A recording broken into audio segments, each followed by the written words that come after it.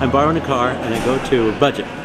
And I said, I want to borrow a car, and the guy says, how's a Mustang sound to you? And I said, whinny, whoomp, whoomp, whoomp. He didn't smile.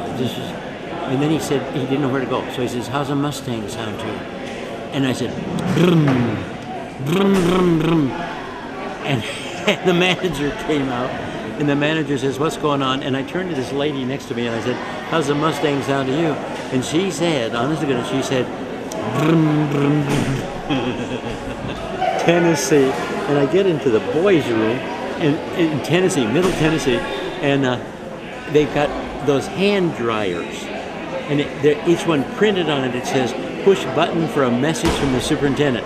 And you push the button, and you get 2 minutes of hot air. So I got 5 machines going, whoo, and a custodian comes in, Middle Tennessee, and there's no kid around. So I said, a kid did that, and the guy said, yeah, sure. He's from New Jersey. Isn't that terrible? This is a tuna fork.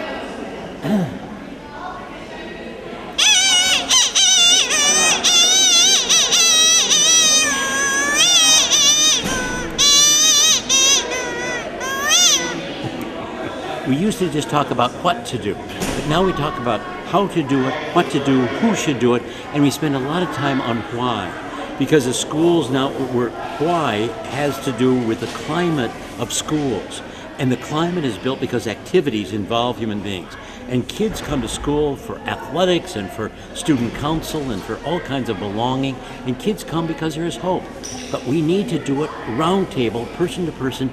This is the highlight of the convention for so many people, because advisors take home copies of. I brought extra copies of all kinds of things, and just now may have given away more than twice as many as I needed to bring. But people use the material, and I like that. It multiplies all of our presenters, but it also multiplies great ideas for kids. It's a really good idea. And round tables means that you get a lot of stuff back. It's a thing we stole from the National Speakers Association. They're the ones that developed the round tables, and we've been using it for 10 years now. And they use it. They put a speaker at every table, and you talk about your career and what you're doing and tricks. And we can talk about things that work, and it's gorgeous. I'm so old I can remember stuff that never happened. But we used to have all the advisors in the South were female. And then we discovered that if you were a student council advisor, you began getting into administration. It was like being a coach with a bad year, and football coaches got into administration because they could get a young guy to coach. But you know what? These advisors are becoming administrators, and so we have a lot of rising females who are doing administration with student council, and it becomes a really, really important training ground, because they're putting together events that people remember for the rest of their lives. Because when I just went to my 195th high school reunion, and we didn't talk about the social studies book, we talked about dances and games and events. We had adopted a French orphan because it was either the Civil War was on or the Revolutionary War, but we were adopting a kid, and that changed the complexion of the school.